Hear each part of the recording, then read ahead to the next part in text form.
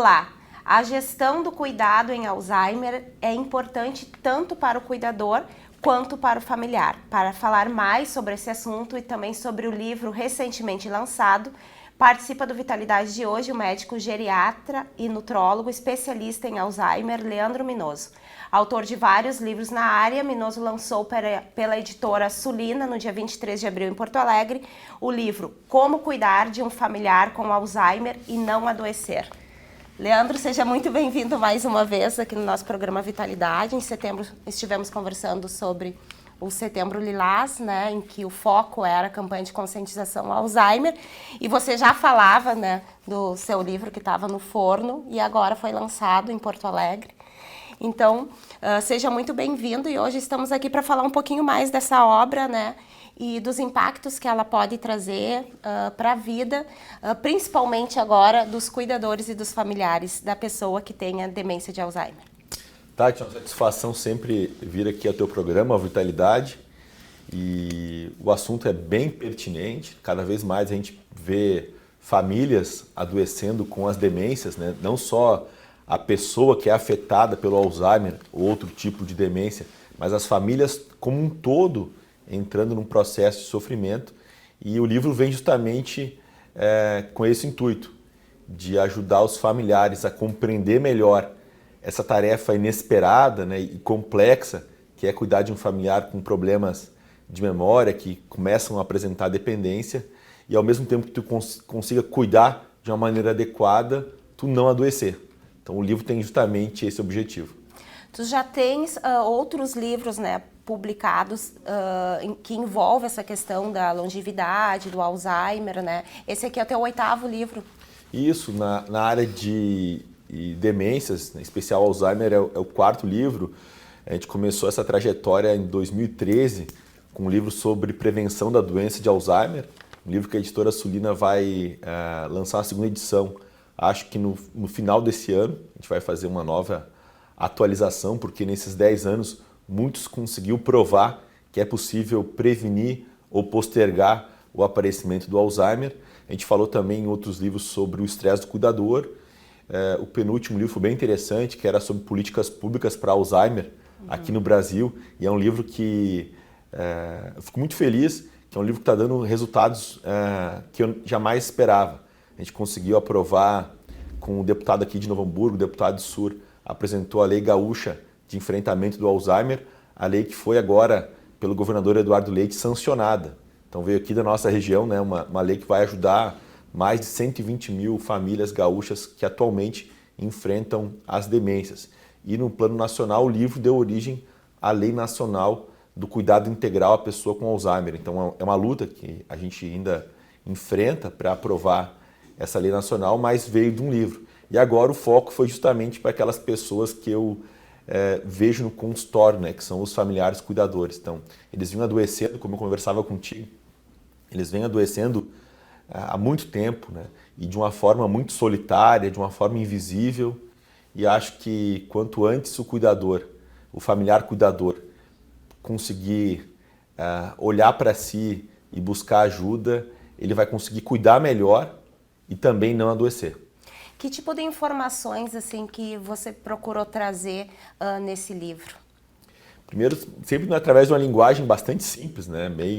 Bem direta, e o que é difícil num assunto médico como esse, que é complexo, uma linguagem bastante simples. E o desafio também, em termos de escrita desse livro, é que ele é um assunto muito pesado, muito denso, cheio de informações, e fala de sentimentos muito tristes, né, na maioria das vezes, né, e prescrição de condutas também, de sugestões para o leitor. Então foi um desafio de escrever de uma forma que ficasse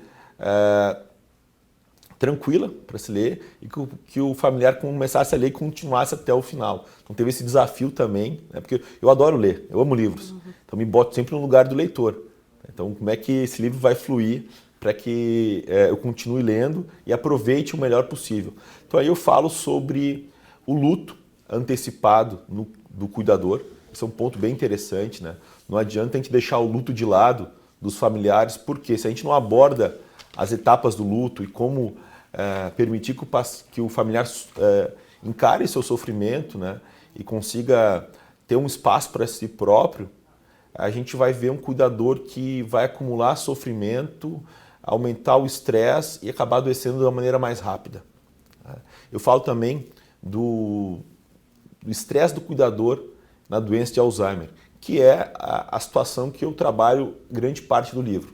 Existe o estresse, ele é muito ruim, ele causa danos para quem sofre por ele, o estresse do cuidador, e ele também é a porta de entrada para doenças mais sérias, como por exemplo para depressão, para ansiedade, para insônia, para hipertensão arterial, para o ganho de peso. É a porta de entrada para um adoecimento mais sério do cuidador da pessoa com Alzheimer. Então no livro eu exploro muito o estresse do cuidador, quais são os sinais. A gente tem também ferramentas ao longo do livro que o próprio leitor pode ir preenchendo, meio que ver se ele tem um risco de estar desenvolvendo o estresse do cuidador.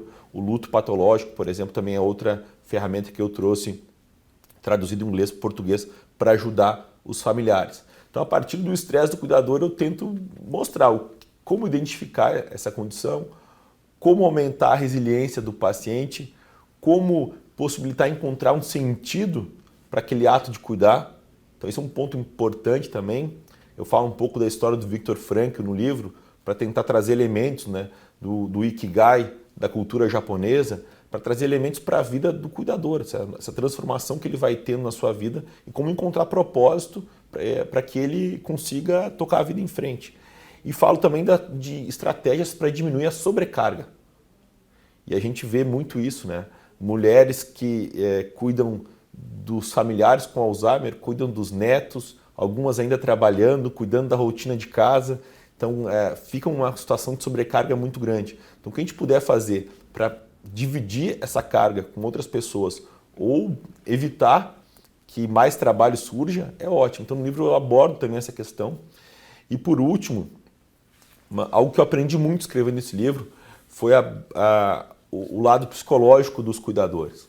Então, foi um mergulho realmente nesses meses de setembro, né, até janeiro, quando eu finalizei o livro, foi entender a complexidade que se passa na cabeça de um cuidador.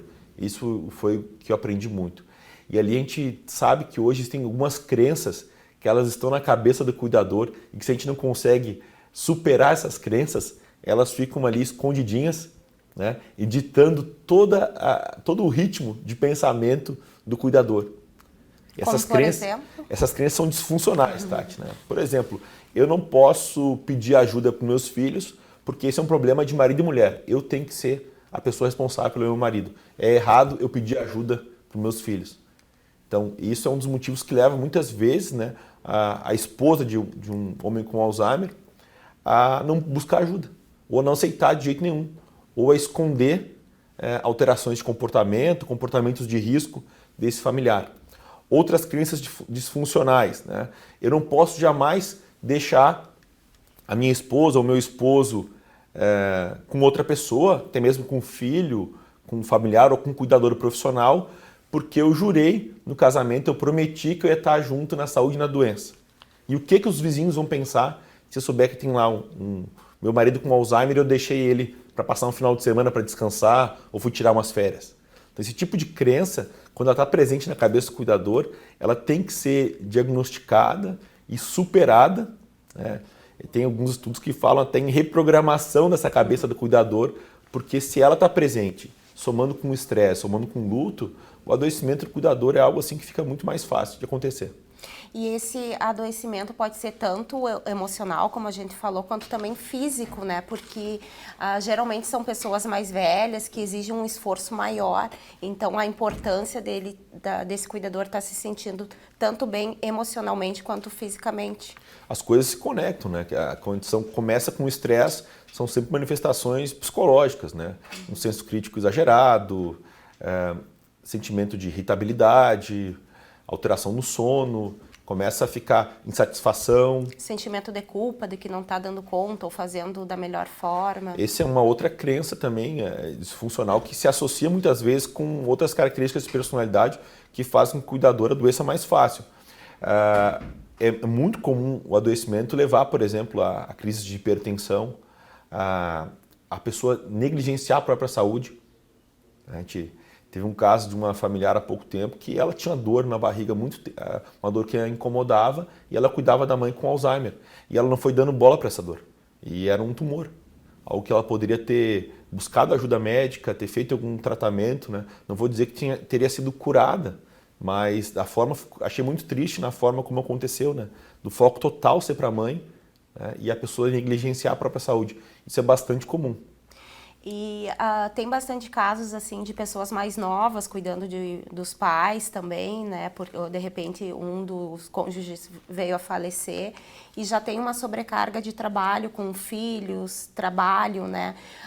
Tá mudando um pouco o perfil do cuidador e isso influencia de alguma forma. As pessoas mais jovens, elas também podem vir a sofrer, né? Com essa má qualidade de vida, no caso, né, se não se atentar direitinho assim para esse tipo de estresse?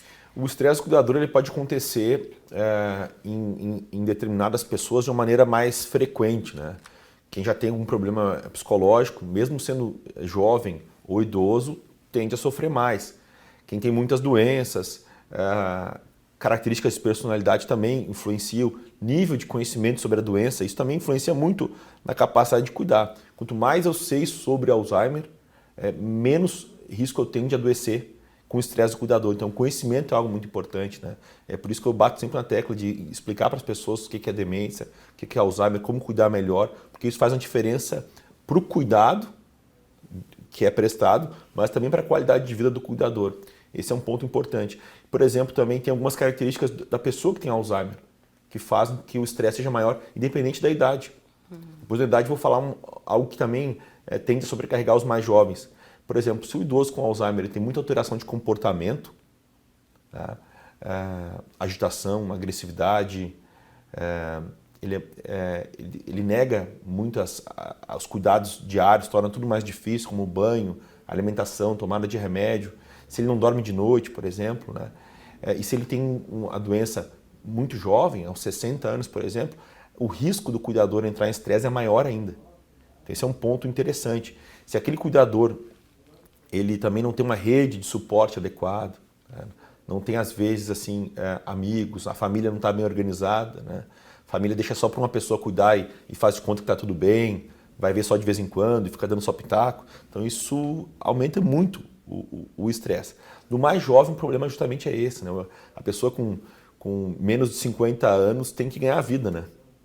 Tem seus próprios objetivos, etc., família e tudo. E quando entra cuidar de alguém mais nessa situação de cuidado, de necessidade, pode sim desencadear sofrimento por isso, né? Porque a mudança na vida parece ser mais radical quando tem que daqui a pouco conciliar tua família, teus filhos com cuidar de um pai doente ou de um avô, tem que abrir mão de alguns aspectos profissionais, deixar sonhos de lado para cuidar. Isso tudo estressa, é importante a gente reconhecer isso e o médico perceber, e os profissionais de saúde, psicólogos, todo mundo que dá assistência, até os próprios familiares perceberem que o estresse do cuidador ele existe e ele é muito ruim para poder dar um apoio. Então, esse lado é bem interessante.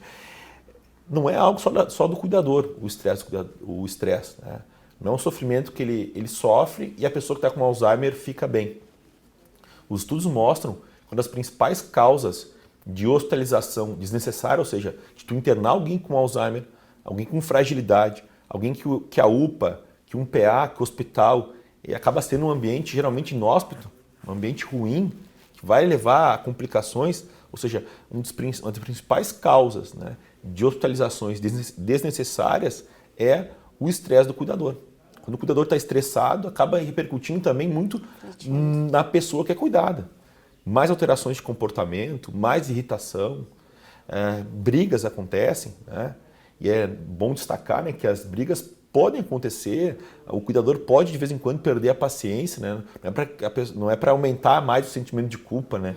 Que ninguém é perfeito, ninguém é o super-homem, a Mulher Maravilha que vai dar conta de tudo, isso pode acontecer. Mas quando isso é demais, o paciente com Alzheimer acaba sofrendo.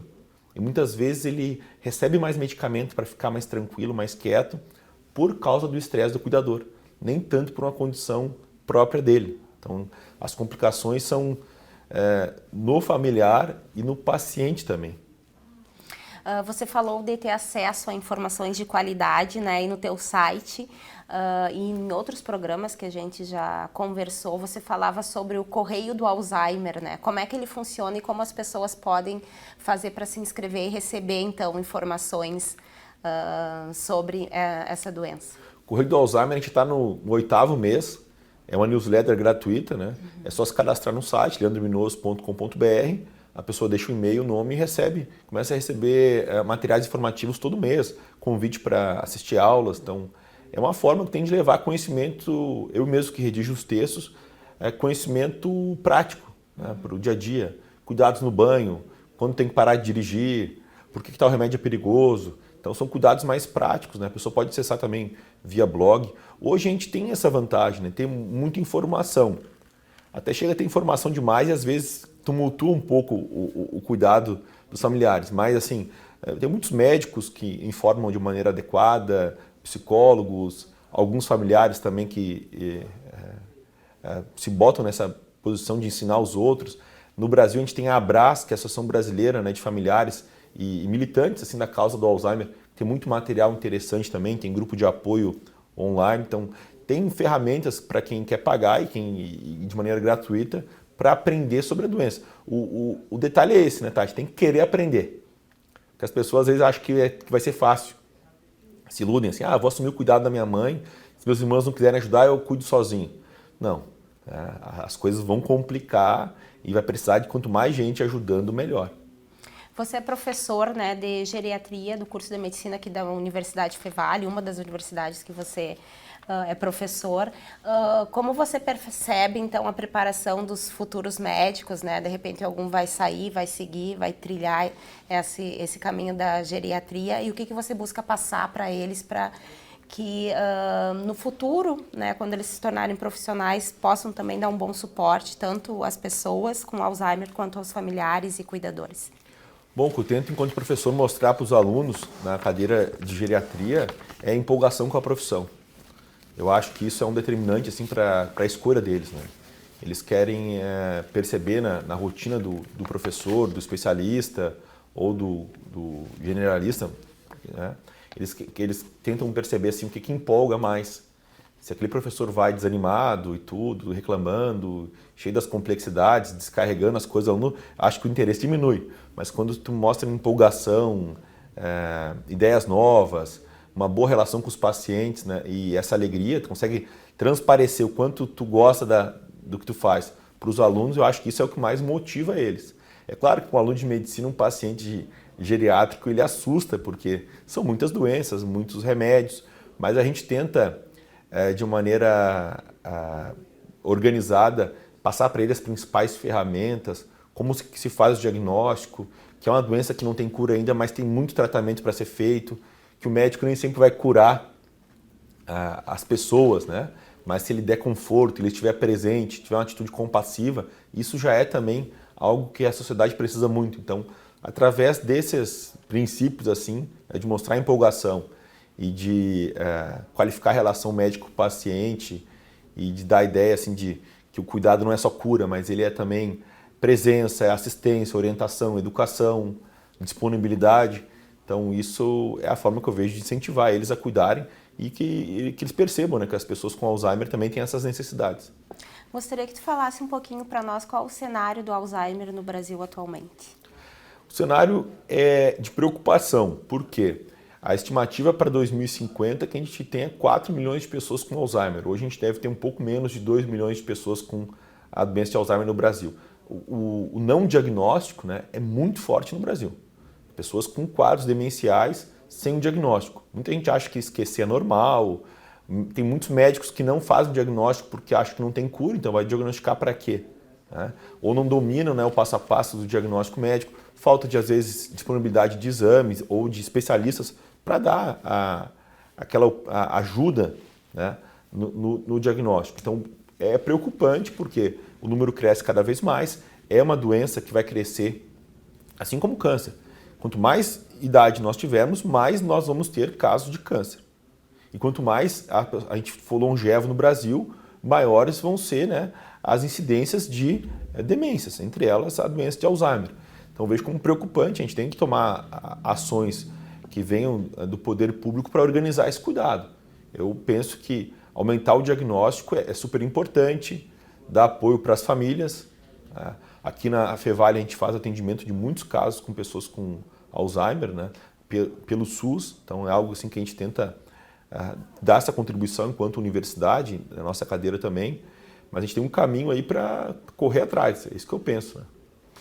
Falando do livro mais um pouco, Como Cuidar de um Familiar com Alzheimer e Não Adoecer, ele foi lançado então pela editora Sulina, em Porto Alegre, em abril, e tem expectativa aqui para Novo Hamburgo, um evento para o lançamento do livro também, Leandro? Sim, para as próximas semanas a gente vai fazer um lançamento aqui na cidade, a gente vai ver ainda o local, a princípio a gente vai fazer na própria universidade, na Fevale, e até para marcar aqui, né, a cidade como promotora. A gente tem aqui excelentes profissionais, a gente tem o Dr. Senger, que é um grande geriatra aí do Brasil todo, que é aqui da cidade. A gente teve a lei estadual do Alzheimer nascendo aqui, então existe a lei municipal que foi aprovada aqui nessa Câmara de vereadores, né, para a gente fazer um plano municipal de enfrentamento do Alzheimer. Eu acho que vai ser bem importante ter esse marco, né, o lançamento do livro aqui em Novo Hamburgo. Por que olhar para o cuidador é tão importante, né? E, afinal, a conclusão, né, o capítulo de conclusão do teu livro, é possível ser feliz cuidando ou é permitido ser feliz cuidando?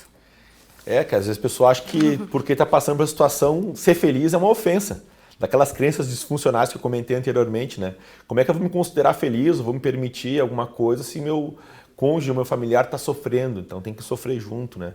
Isso a gente tem que também quebrar essa crença. É permitido ser feliz cuidando, mas a gente tem que passar por uma transformação, como as diversas transformações que a vida nos obriga a passar. Né? Em diversos momentos, para o familiar, essa é mais uma. Então é possível buscar ter felicidade, não é um caminho fácil, né? Não vou aqui dizer só adoece quem quer ou quem é fraco da cabeça. Não é isso, é uma situação muito difícil. Talvez seja um dos desafios que mais causam estresse para uma pessoa é conviver com um cônjuge, né? Ou um pai ou uma mãe com Alzheimer. Inclusive a arte nos retrata isso diretamente com filmes diversos, né? Mostrando como é difícil cuidar. Então, se tu está cuidando e tem uma dificuldade, isso é bem compreensível. Agora vamos tentar ver como diminuir esse sofrimento. Então esse é um ponto interessante, é sim possível, e assim como eu no consultório testemunho muitas famílias entrando em adoecimento real mesmo, né? Eu consegui testemunhar nesses 14 anos de atendimento em consultório, muitas famílias que conseguiram se superar, dar a volta por cima, depois de passar por estresse, por sofrimento, né, conseguem aí conviver com uma doença na família, né, e com a cabeça levantada e não adoecidos. E também testemunho muitas histórias de pessoas que fizeram tudo o que podiam, etc e tal, o familiar veio a falecer e conseguiram tocar a vida para cima e olham para aquele momento com orgulho de si próprio até, né, porque é uma das grandes tarefas que a gente tem, grandes missões existenciais atuais a pessoa foi lá, cumpriu com muito amor, né? Inclusive na abertura na primeira fase do livro, ali no agradecimento, né? Esses familiares todos, eles me ensinam que amar é muito mais que uma palavra, amar é um gesto. E eles, através de uma maneira muito responsável, assumem um cuidado do seu familiar e estão ali todo dia cuidando e tal. Isso é uma prova de amor muito forte. Então, esse discurso todo, né? Ele precisa entrar na cabeça dos cuidadores para que eles consigam não adoecer, não entrar em desespero. Né? E no livro eu tento mostrar esses passos. E quanto maior a qualidade de vida do cuidador familiar, reflete diretamente também na pessoa com Alzheimer. Na pessoa e em toda a família. Eu faço, inclusive, no livro um chamado, né? Se tu é filho ou cônjuge, daqui a pouco tu vai passar pelo teu sofrimento, tentar melhorar a tua qualidade de vida e tu vai puxar os outros que estão em volta também. Tu vai olhar para os outros também. Será que ele não está estressado? O que está passando na cabeça do meu filho ou da minha mãe que cuida do meu pai que está com Alzheimer? Então a ideia do livro é justamente esse, né? Não ser uma prescrição individual, mas familiar. Então Daqui a pouco tu vai aprender a olhar o teu pai que está cuidando o dia todo ali de uma maneira diferente, vai olhar o teu irmão, tu vai ver que, opa, chegou a hora da gente fazer uma reunião entre a família toda, traçar estratégias, ver responsabilidades, dividir um pouco tarefas, né? Então o livro é um chamamento para essa abordagem também. Leandro, falando um pouquinho sobre como adquirir o livro, né? Ele está disponível no formato e-book. Isso. E também impresso. Como é que os interessados podem Isso, fazer? ele está no site da própria editora Sulina, está nas principais plataformas, Amazon, da Google Play, da plataforma da Apple também está disponível. Ele está em Porto Alegre, nas principais livrarias, e em breve vai chegar aqui na cidade também, em Novo Hamburgo. Chegando ao final do nosso programa, gostaria que você deixasse uma mensagem, então, né, para quem está nos assistindo aqui pela TV Câmara, canal 16 da Claronet, e também pelo YouTube da emissora, sobre o teu livro, então, né, Como Cuidar de um Familiar com Alzheimer e Não Adoecer, e sobre toda a conversa que a gente teve hoje, a importância, então, né, desse olhar mais atento para os familiares, que acaba se refletindo, então, na saúde da pessoa com Alzheimer. Ótimo. Cuidar de um familiar com Alzheimer é um dos maiores desafios dos nossos tempos. Não é nada fácil, né? É uma tarefa que pode durar aí 2, 3, 10 anos às vezes. E é um desafio que as pessoas não estão preparadas. Nem mesmo famílias que têm médicos, enfermeiros estão preparadas quando esse desafio bate na porta. E o adoecimento do cuidador é algo muito real. Está nas estatísticas do mundo todo e a gente vê presente aqui também na nossa sociedade, né? A gente vê muita gente adoecendo. Estima-se que aí 2 em cada 3 familiares desenvolve, né, o estresse do cuidador ao longo dessa trajetória do Alzheimer. E o estresse do cuidador é a porta de entrada para o adoecimento mais sério, a gente pode assim dizer. Então no livro Como Cuidar de um Familiar com Alzheimer e Não Adoecer, eu abordo esse problema e mostro alguns caminhos para como o familiar, né, e como a família como um todo pode encarar o desafio e cuidar melhor sem adoecer. Leandro, muito obrigada pela sua participação, sempre solícito aos nossos chamamentos aqui do Vitalidade, nosso parceiro de longa data, falando sobre Alzheimer e outras doenças, sempre envolvendo a população mais idosa, né? Então, te agradeço e te parabenizo pelo livro. Muito obrigado, e ficou disponível para mais bate-papo e isso é importante, né? A gente levar conhecimento para as pessoas que muitas vezes não têm condição de pagar uma consulta ou de ter informação ou tem um hábito de leitura. Entrevistas como essa, tenho certeza que contribuem bastante. Muito obrigada. No Vitalidade de hoje, falamos sobre o livro recém-lançado pelo médico geriatra e nutrólogo, especialista em Alzheimer, Leandro Minoso, Como Cuidar de um Familiar com Alzheimer e Não Adoecer. Esse Vitalidade será reprisado aqui pela TV Câmara, canal 16 da Claronet, e também pode ser conferido no YouTube dessa emissora legislativa. Muito obrigada pela sua companhia e até o próximo programa.